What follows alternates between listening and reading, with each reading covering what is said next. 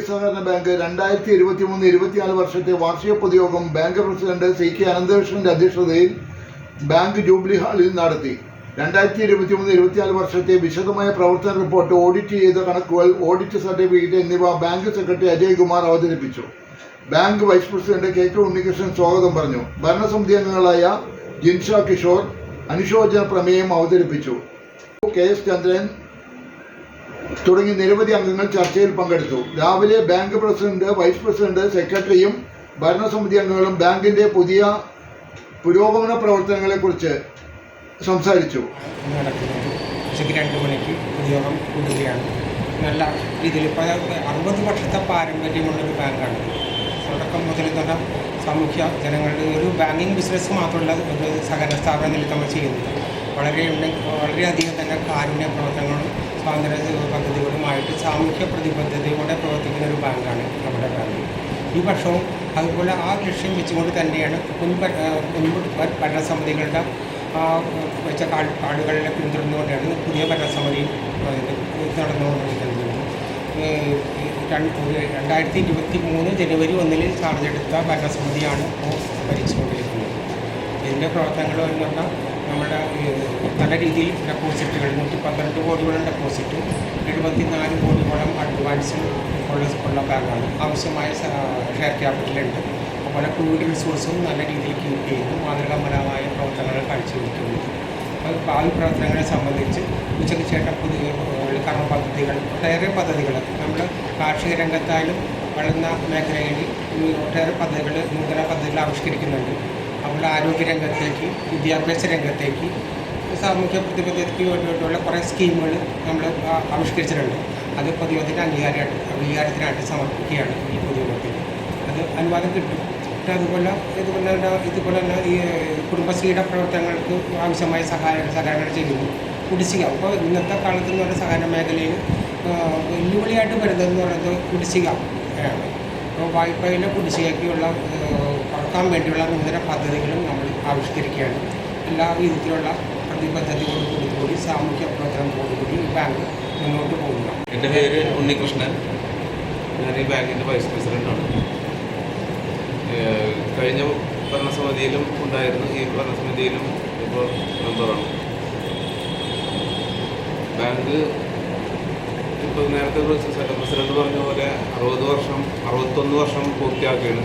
ഈ 21ാമത്തെ വാർഷിക പൊതുയോഗമാണ് ഇന്നിവിടെ നടക്കുന്നത്.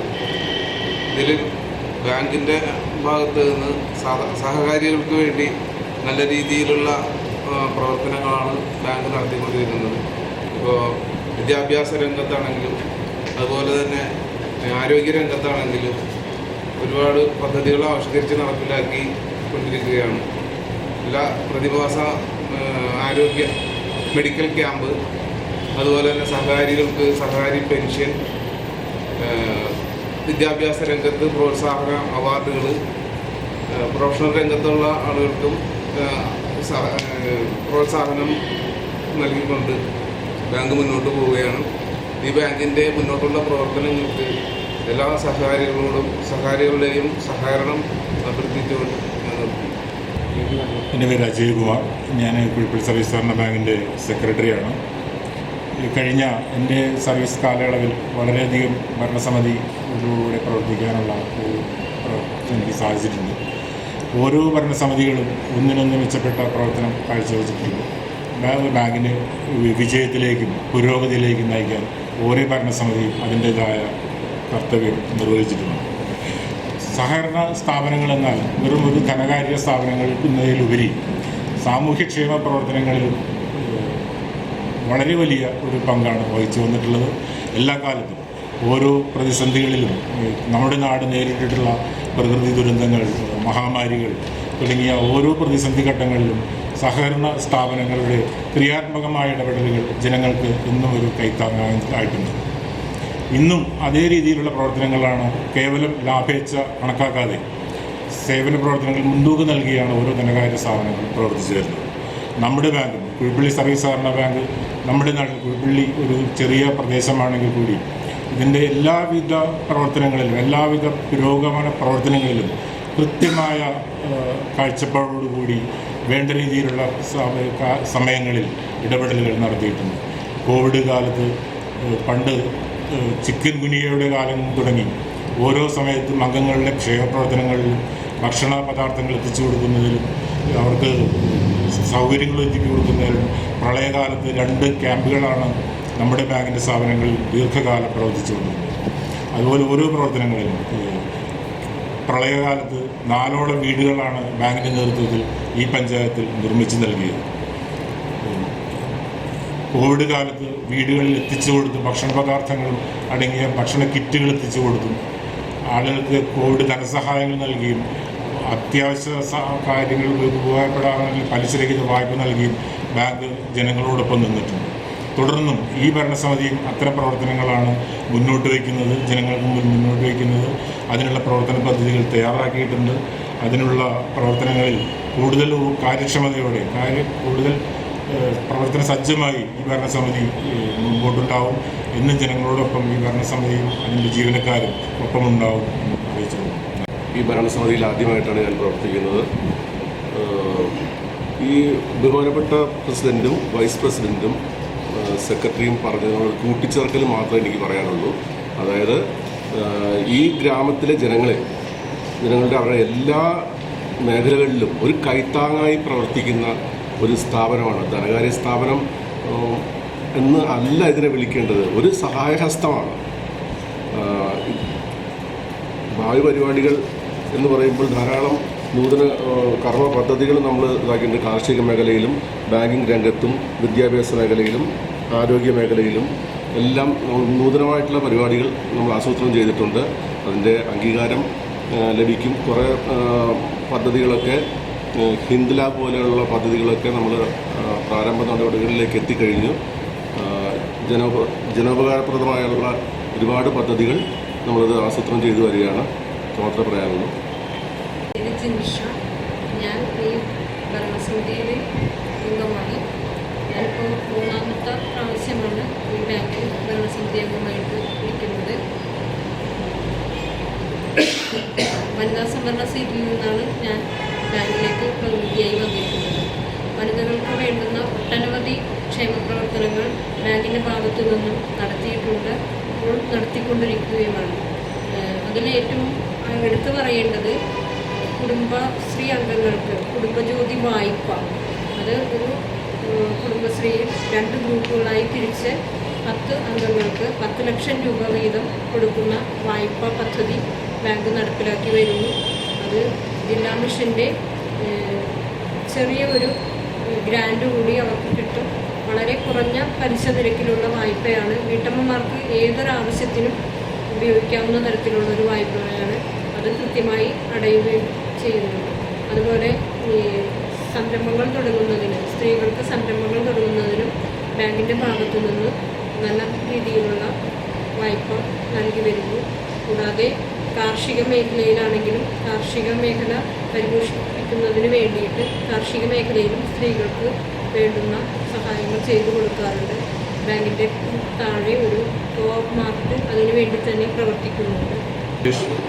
ഞാൻ 2013 നടന്ന തെരഞ്ഞെടുപ്പിലൂടെ തിരഞ്ഞെടുക്കപ്പെട്ടു വന്ന ഒരു ഭരണസമിതി അംഗമാണ്. 2013 ഞാൻ തിരഞ്ഞെടുക്കപ്പെട്ടു വരുമ്പോഴുള്ള സഹകരണ നിയമവും ഇന്നത്തെ സഹകരണ നിയമവും വെച്ച് നോക്കുമ്പോൾ വളരെ ദുർഘടം പിടിച്ചു വരുന്നത്. കാരണം അന്ന് ഞാൻ തിരഞ്ഞെടുക്കപ്പെട്ടു വരുമ്പോൾ സഹകരണ നിയമത്തിൽ ഒരുപാട് ഇളവുകളുണ്ടായി. ഇന്ന് ദുഷ്കരമായ രീതിയിലാണ് ഇന്നത്തെ സഹകരണ നിയമം. ഒരു ലോണുകളും പാസ്സാക്കാൻ പറ്റാത്ത അവസ്ഥ. അന്ന് ഞങ്ങൾക്ക് ഒരുപാട് സ്വാധീനം ചെലുത്തി ലോണുകൾ പാസ്സാക്കാൻ സാധിക്കും. പിന്നെ വയോജനങ്ങൾക്ക് ഞങ്ങളിവിടെ പെൻഷൻ പദ്ധതി ഏർപ്പെടുത്തിയിട്ടുണ്ട്. 50 വർഷം പൂർത്തിയാക്കിയ അംഗങ്ങൾക്കെല്ലാം ഞങ്ങൾ പെൻഷൻ കൊടുക്കുന്നുണ്ട് 1000 രൂപ ഓരോ വർഷം. അതാണ് ഞങ്ങൾ വയോജനങ്ങൾക്ക് എടുത്തത്. വളരെ നല്ല രീതിയിൽ പ്രവർത്തിച്ചു പോകുന്ന ഒരു സഹകരണ ബാങ്കാണ് കുഴിപ്പള്ളി സർവീസ് ബാങ്ക്. ഒരു കാലത്തും ഇവിടുത്തെ നിക്ഷേപകർക്ക് ഒരു ബുദ്ധിമുട്ടും ഉണ്ടാക്കാത്ത വിധത്തിലാണ് ഞങ്ങൾ പ്രവർത്തിച്ചത്. കാരണം ഇവിടുത്തെ നിക്ഷേപകർക്ക് ഒരു പേടിയും വേണ്ട. കുഴിപ്പള്ളി സർവീസ് എന്നും വളരെ സുസ്ഥിരവും സുസ്ഥിരവുമായി. എന്നെ സംബന്ധിച്ച് ബാങ്കിൻ്റെ സുസ്ഥിരമായ ഭരണത്തിനും സുസ്ഥിരമായ സാമ്പത്തിക ഇടപെടൽ നടത്തുന്നതിനും വേണ്ടിയുള്ള പദ്ധതികളാണ് ജനങ്ങൾക്ക് വേണ്ടി ഇവിടെ അവതരിപ്പിച്ചിരിക്കുന്നത്. ഓരോ വ്യക്തിക്കും അവരുടെ ബിസിനസ് വളർത്തുന്നതിനും അവരുടെ ജോലി അല്ലെങ്കിൽ അവരുടെ തൊഴിൽ ഏത് കാര്യത്തിനും ബാങ്ക് അതിൻ്റേതായ പദ്ധതികളിൽ കൂടെ അവരെ കാര്യപ്രാപ്തിയിലേക്ക് എത്തിക്കുകയും ബാങ്കിൻ്റെ നിലനിൽപ്പ് അപകടത്തിലാക്കാതെ തന്നെ അവരുടെ ജീവിതം ഉയർത്തുന്ന തരത്തിലുള്ള പുതിയ പുതിയ പദ്ധതികൾ അവരുടെ മുമ്പിലേക്ക് അവതരിപ്പിക്കുകയാണ്. ജനങ്ങൾക്ക് വേണ്ടി ബാങ്ക് ചെയ്യുന്ന ഇത്തരം സേവനങ്ങൾ ജനങ്ങൾ കൂടി സഹകരണത്തോടെ സ്നേഹത്തോടെ ഏറ്റെടുക്കുമ്പോഴാണ് ഒരു ബാങ്കിൻ്റെ പ്രവർത്തനം ഏറ്റവും വളരെ വലുതാകുന്നത്. കുഴിപ്പള്ളി സർവീസ് സഹകരണ സംബന്ധിച്ച് അത്തരത്തിലുള്ള ഒരു സമീപനം ജനങ്ങളിൽ നിന്നുള്ളതുകൊണ്ട് ഇന്നത്തെ ഈ ബാങ്കിങ് സംവിധാനത്തിൽ സഹകരണ പ്രസ്ഥാനത്തിൽ കുഴിപ്പള്ളി ബാങ്കിന് തലയുയർത്തി തന്നെ നിൽക്കാവുന്ന തരത്തിലുള്ള ഒരു സുസ്ഥിരമായൊരു കെട്ടുറപ്പ് ഇപ്പോൾ ഇവിടെ ജനങ്ങൾ കൂടി സഹകരിച്ചുകൊണ്ട് നടത്തിക്കൊണ്ടിരിക്കുന്നു. എന്നാൽ പോലും ചെറിയ ചെറിയ പ്രശ്നങ്ങളില്ലാതെയില്ല. കിട്ടാക്കടങ്ങളും എല്ലാം ഉണ്ടെങ്കിലും അതിനെല്ലാം നമുക്ക് തരണം ചെയ്യാനായിട്ട് അവരുടെ സഹകരണം കൊണ്ട് സാധിക്കുന്നുണ്ട് എന്ന് അറിയിച്ചുകൊള്ളുന്നു.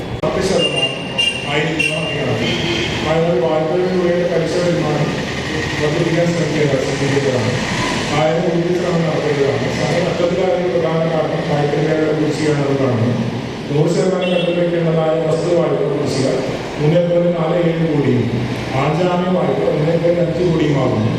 ആദ്യം പിരിച്ചെടുക്കാൻ ധാരണ നല്ല ലാഭം കൈവരിക്കാൻ കഴിയുന്നതെന്ന് വിലയിരുത്തുന്നു.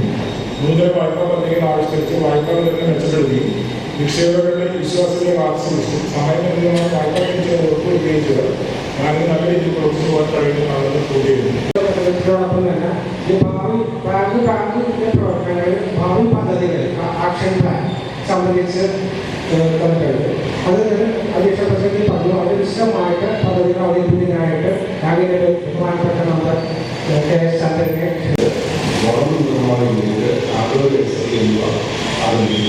കൂടുതൽ കാർഷികമായ പദ്ധതികൾ ജീവിതത്തിൽ പഠനങ്ങളുള്ള ചെറുപ്പത്തിലുള്ള ജനങ്ങൾക്കുള്ള ആ കെട്ടിടവും സ്ഥലവും ഉപയോഗപ്പെടുത്തി കൃഷിഭവന്റെ നേതൃത്വത്തിൽ അവരുമായി സഹകരിച്ച് ജൈവവളം ഉണ്ടാക്കുന്നത്. അതുപോലെ തന്നെ അവിടെ തന്നെ പ്രോട്ടീൻസുകൾ തയ്യാറാക്കി അത് കൈയും വളവും ഒക്കെ നൽകുക എന്നതാണ്. കർഷകർക്ക് അവിടെ അതിന് തൊഴിൽ ചെയ്തു. അതുപോലെ തന്നെ മഴവള സംവിധാനം തയ്യാറാക്കി കാർഷിക ആവശ്യത്തിനായ നല്ല പച്ചക്കറി തൈകൾ ഉത്പാദിപ്പിച്ച് വിൽപ്പന നടത്തുന്നതിന് നമുക്ക് സാധിക്കും. കാർഷിക സ്വയം സഹായ സംഘങ്ങൾക്കും നല്ല കർഷകർക്കും നാമമാത്രമായ പരിസ്ഥിതി കൃഷി വായ്പകൾ നൽകാൻ നമുക്ക് സാധിക്കും. അതാണ് കാർഷിക മേഖലയിൽ ബാങ്ക് ലക്ഷ്യം വയ്ക്കുന്നത്. ബാങ്കിൻ്റെ വായ്പാ കൃഷികൾ തീർക്കുന്നതിന് പ്രത്യേക കർമ്മ പദ്ധതികൾ, പുനർവായ്പാ സൗകര്യം, മൈക്രോ ഫിനാൻസ് സംവിധാനം, പുതുതലമുറയെ ആകർഷിക്കുന്നതിന് ആധുനിക ബാങ്കിങ് സംവിധാനങ്ങൾ. വിശദമായിട്ട് പറയുന്നത് നമ്മുടെ നാട്ടിലെ സാധാരണക്കാരായ സഹകാരികൾക്ക് നിലവിലുള്ള കടബാധ്യതകളിലെ നിയമനടപടികൾ ഒഴിവാക്കുന്നതിനും മറ്റ് തൊഴിൽ പലിശക്കാരായ സ്വകാര്യ സ്ഥാപനങ്ങളുടെ നീരാളി കുറ്റത്തിൽ നിന്ന് രക്ഷിക്കുന്നതിനുമായി ഓരോ കുടുംബത്തിൻ്റെയും സാമ്പത്തിക ബാധ്യതകൾ കണക്കാക്കി കുടുംബാടിസ്ഥാനത്തിലോ വ്യക്തിഗതമായ കുടുംബാംഗങ്ങളെ ഉൾപ്പെടുത്തിയോ പുനർ വായ്പാ സൗകര്യം നൽകുക. കുടുംബശ്രീ ഗ്രൂപ്പുകൾ പ്രയോജനപ്പെടുത്തി SFG ഗ്രൂപ്പുകൾ SFG ഗ്രൂപ്പുകൾ രൂപീകരിച്ച് ഗ്രൂപ്പ് വായ്പകൾ നൽകുക. മൈക്രോ ഫിനാൻസ് സൗകര്യം പ്രയോജനപ്പെടുത്തി നിത്യപിരിവ് വ്യവസ്ഥയിൽ വ്യവസ്ഥയിൽ തിരിച്ച് ഉറപ്പുവരുത്തുക ഗ്രാമത്തിലാണ് ഉദ്ദേശിക്കുന്നത്.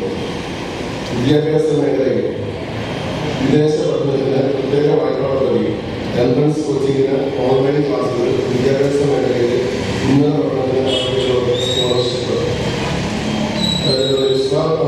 അംഗീകരിക്കുന്ന നിബന്ധനകൾക്ക് വിധേയമായിട്ടാണ് ഈ പദ്ധതി നടപ്പാക്കാൻ ഉദ്ദേശിച്ചത്. വാട്ടർ ചാർജ് 75,000 രൂപ, ചിലവായത് 25,345 രൂപ, കൂടുതൽ ചിലവായത് 10,345 രൂപ. സ്പെഷ്യൽ സേവിങ്സ് പോസ്റ്റ് 23-24 ബഡ്ജറ്റിൽ കാണിച്ചിട്ടുണ്ടായിരുന്നില്ല.